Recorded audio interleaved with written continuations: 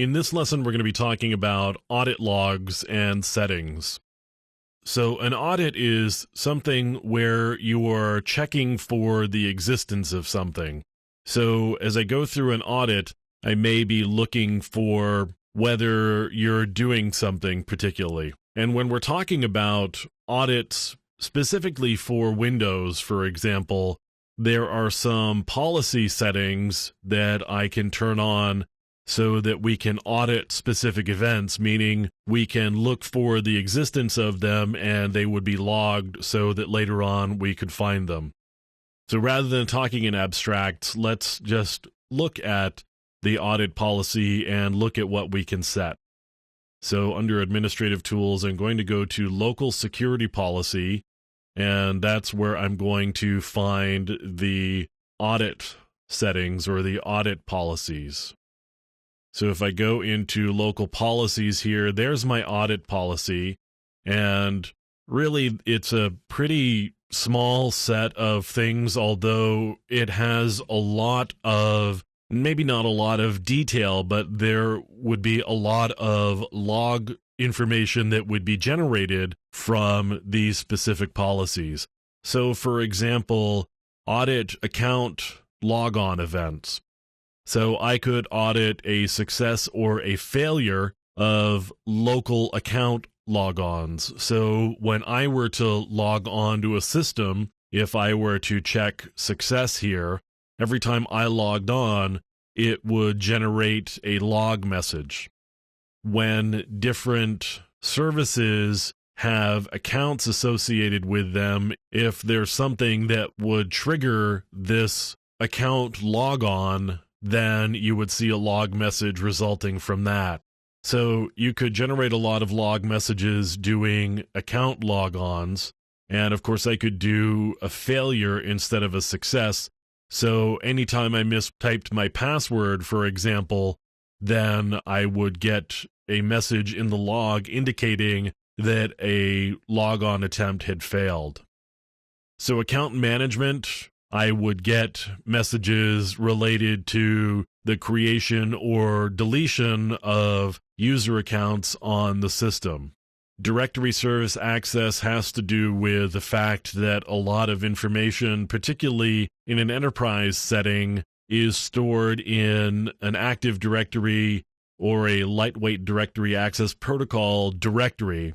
And so that would be things like computers and printers and users and a lot of different information about the resources that are in the enterprise network. And so we would audit directory service access. I could audit logon events, which is similar to the account logon events. I could audit object access, and there are a lot of objects actually that are in the Windows system.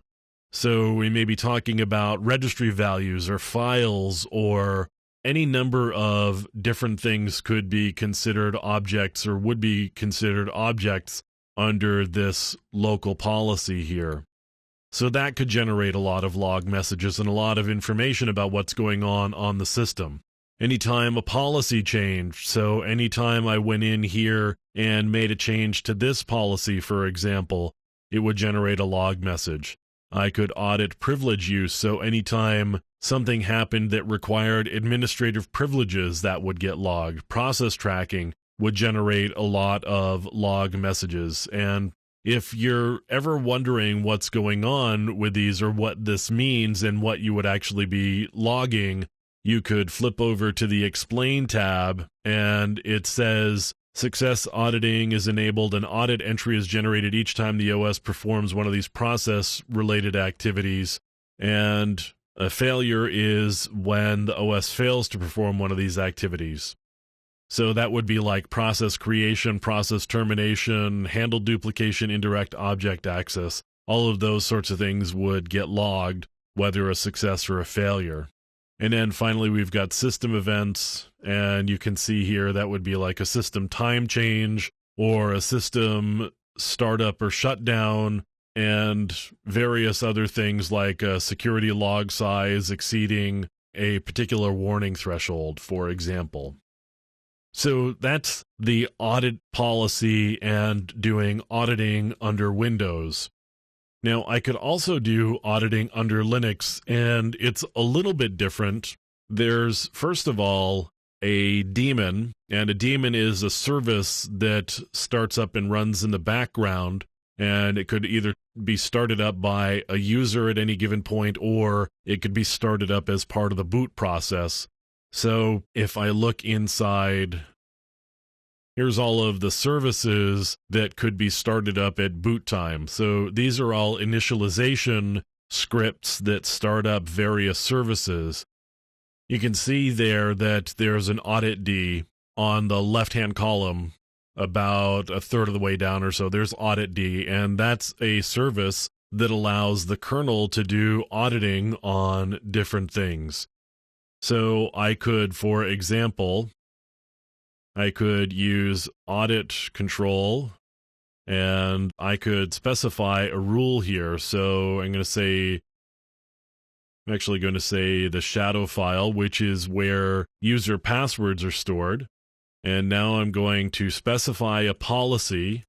So anytime the shadow file that we're going to be watching, anytime there is a read, an append, or a write on this, so WAR is write, append, read, and that's my policy. Anytime any one of those things happens to the shadow file, I'm actually going to generate a message, and I'm going to specify a key here that says shadow file. And I actually, if I'm going to run this, I have to be an administrator, so I'm going to run with sudo, which is going to give me temporary administrator privileges. So I could set that policy up, and then let's just see here. Let me just do the shadow file. And if I were to do something like that, just make a quick change to it and write to it. If I went to the log directory now, and I took a look at the files, it's probably in, and again, a lot of this depends on what you've got set up in your syslog, and without going to actually look at the syslog, I am going to guess that, oh, there it is right there actually. So I'm going to go into audit, and I can't go into audit because I get permission denied, so let me become root, and then I'm going to go into audit. And what do I get for a log there? Well, I've got the audit log, and now I'm going to look at the audit log and the log messages at the end. And you can see some different messages here regarding settings that had changed. So there's some group file settings, and there's password. And so this would be where you would have the log messages that would show up would be, in this particular case on this system, the way it's set up would be in var log audit.